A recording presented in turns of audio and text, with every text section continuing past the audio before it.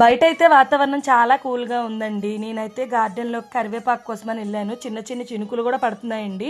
ఇంకా తుఫాన్ ఎఫెక్ట్ అయితే కొంచెం అలాగనే ఉంది. ఇప్పుడైతే మా పిల్లలకి 2 డేస్ నుంచి హాలిడేస్ ఇచ్చేసారండి. ఎగ్జామ్స్ అయితే దగ్గర పడుతున్నాయి. ఇవాళైతే స్కూల్ ఉంది.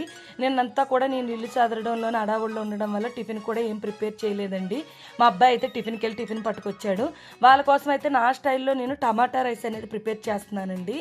చాలా బావుంటుందండి టేస్ట్ అయితే. అలాగే టమాటా రైస్ అయ్యే లోపల ఏంటంటే మీకు నిన్నంతా ఇల్లులంతా క్లీన్ చేశాం కదండి, సామాన్లన్నీ తోమిని లోపల ఆరబెట్టానండి. పిల్లలు స్కూల్కి వెళ్ళిన తర్వాత అయితే అవన్నీ కూడా నీట్గా పెట్టేసుకుంటానండి.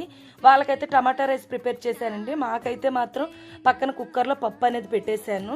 ఆ పిల్లలకైతే ఈ చల్లదనానికి ఏంటంటే స్పైసీగా బాగుంటుంది కదండి నోటికి. అలాగే మీ పిల్లలకి ఏమేమి క్యారేజ్ ప్రిపేర్ చేశారో కామెంట్ సెక్షన్లో కామెంట్ చేయండి. అలాగే నా వీడియోస్ నచ్చినట్టయితే లైక్ షేరు సబ్స్క్రైబ్ చేసుకోండి. Thank you for watching. Bye bye.